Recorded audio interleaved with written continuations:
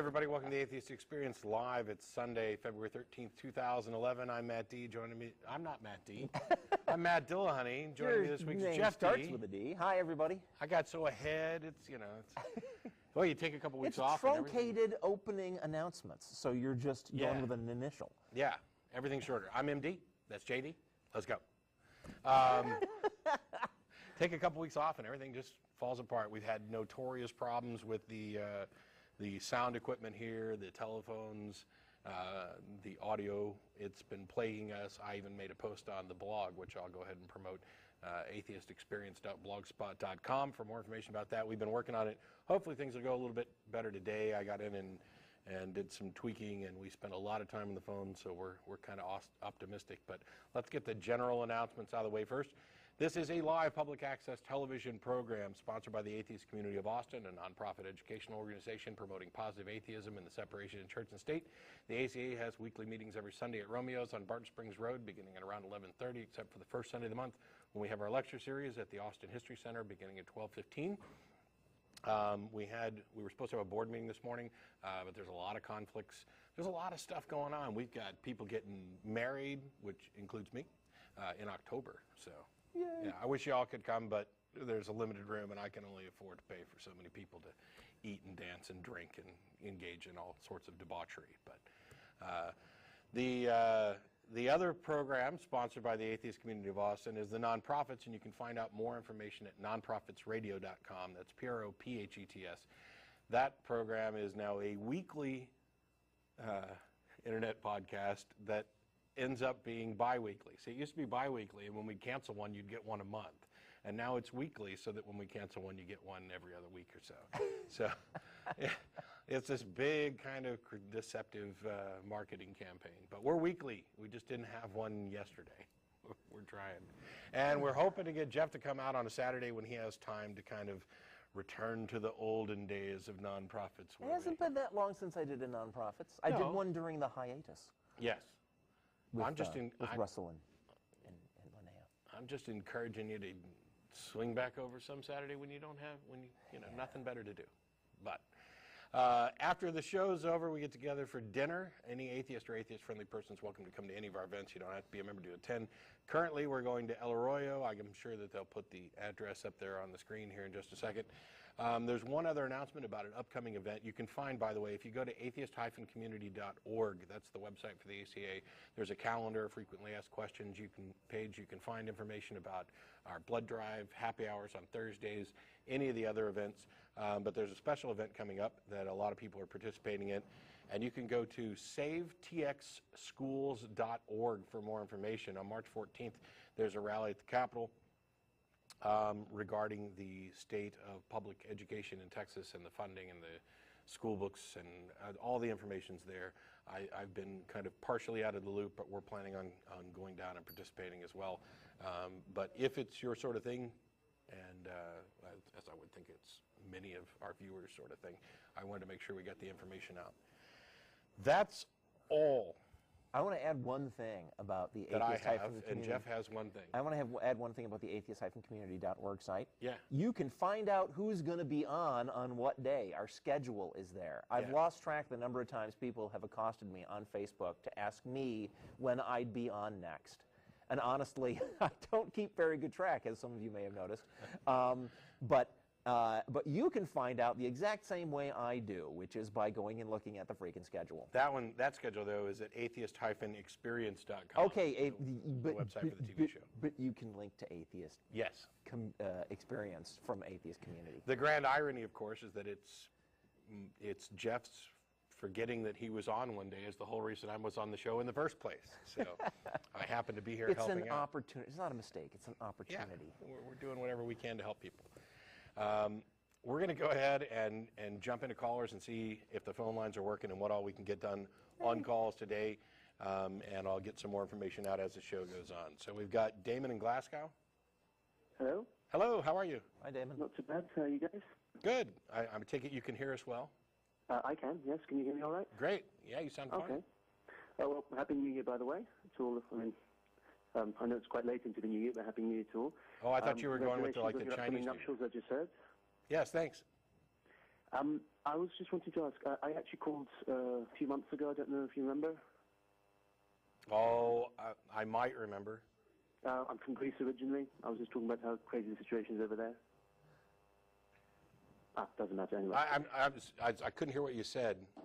No, I'm originally from Greece. I'm in the UK now, but I'm originally from Greece. Greece. And you were talking about the education system in Greece, that's right. That's the one, yes. And I remembered you, just a little segue, because you mentioned about the education system in Texas and the situation there. This is a question I've got also pertaining to education. I work for the courts here in Glasgow. I actually studied law. And I've noticed that, especially with the people I deal with, because I also handle a lot of cases for Greek-speaking defendants, quite a bit as a translator. Mm-hmm. And I've noticed that there's a great amount of people who, depending on how religious or non-religious they are, is kind of not exactly directly proportionate, but does seem to play a rather large part in how easy they are to commit a crime and how easy they are to reoffend, and their lack of rehabilitation in the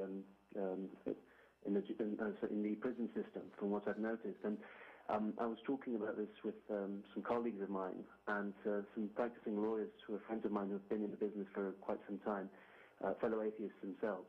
They seem to think that a great deal of how many people will reoffend has got to do with whether or not they hold any religious belief of forgiveness from a higher power. So if they honestly believe that no matter what crime they commit in this life, as long as they ask for forgiveness from, well, Jesus Christ apparently, because we're a Christian society up here, if they honestly believe that they can be forgiven by their higher power, then they really, in a sense, they lack any real appreciation of what they do in this life. So. Sure. I was wanting your guys' opinion on that, because I thought to myself that would actually be a very interesting thesis proposal for a PhD perhaps to do, to take maybe statistics. Of course, I know statistics aren't always very accurate, and a lot of it's got to do with socioeconomic situations of people. But from what I've read, from what I've researched a little bit here in the EU, I've noticed that a lot of countries that are mostly very secular, mostly atheistic, or very non-theistic, like the Scandinavian countries, Holland and Germany, they've got a much lower crime rate percentage compared to countries like the United States or the United Kingdom that have a greater deal of religious people than what they do. And I was just wondering what your guys' opinion on that is. Sure. Jeff? Yeah. You got an opinion? As you were talking, the thing that struck me is I'd be wondering whether these theistic multiple offenders who believe that that they can get their forgiveness directly from their God, I wonder if they're, more resentful of the legal system and of, the state incarcerating them for their crimes than other criminals, on account of they believe they've already been let off the hook by their God. I'm just curious what their attitude would be about that. And I think that, while it's definitely an interesting subject, I mean, we've seen other kind of statistical analysis of the prison population compared to religions. I think the biggest problem you're going to have is you're never going to be able to do more than demonstrate a correlation. I mean, it's going to be really difficult to try and say that the reasons for the recidivism is directly tied to your proposition that a religion that offers forgiveness may impact an individual's, or may significantly impact an individual's understanding of personal responsibility.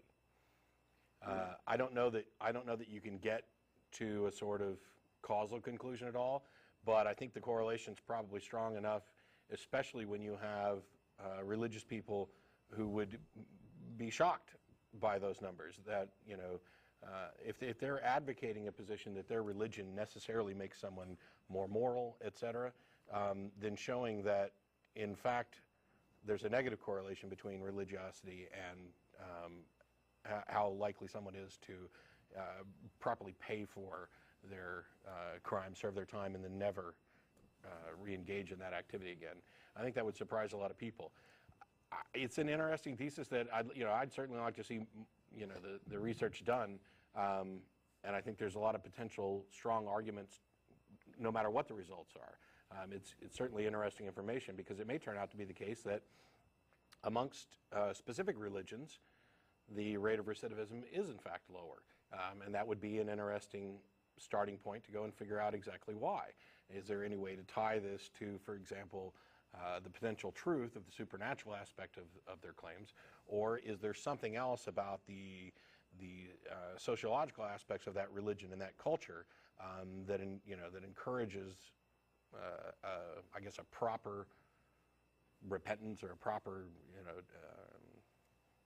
rehabilitation when that happens? So I don't know, but it's definitely an interesting question to pursue. Because the other thing, I mean, I didn't study personally, I haven't studied much science myself, but from what I did read on the evolution of the human species, I saw that obviously what must have happened is that the first humans grouped together and saw how beneficial it was for them to, against other predators, to be in a close-knit society, and how and effectively all humans today, or the majority of humans today, were actually descended from those first groups of people that realized the benefits in being nicer and more cooperative as a society. So at the same time, I'd like also to perhaps link this whole notion of altruism is not in any way given by a higher power, as a lot of people will say, well, where your morality comes from, obviously, if you feel doing something bad, if you feel that you hurt someone or you kill someone, if you feel bad about it, where does that guilt come from? And I'd like to, I mean, from what I've read, it seems to me that it's not just how you were raised, but also an intrinsic knowledge of being, an intrinsic understanding of doing harm, because it's an evolutionary trait, I feel. So, well, yeah, from that point of view, I'd like to knock down this whole argument that, well, obviously, if you feel bad about having hurt someone, then that's God speaking to you rather than your conscience, or rather than your own biological imperative. Right. Harming others is detrimental to you, detrimental to the society around you. Right. There's been quite a bit of research done in this area, and while I can't come up with the names off the top of my head, I've looked into a couple books on this, and I don't find it surprising at all that, or to me, it's a simple answer, as you've kind of touched on, that understanding the benefits of a cooperative society, understanding that you don't live in a bubble where your actions don't affect anybody. All of our actions interact, and the fact is that we've developed essentially empathy and the ability to understand how our actions are going to affect other people based on how they may affect us. I can put myself in the position of someone who has lost a child, for instance, even though I haven't. Now, do I understand it fully? No. I don't probably grasp it at the level that they are currently engaged in it. But I can at least come up with kind of a hypothetical that allows me to be empathetic and sympathetic towards their situation.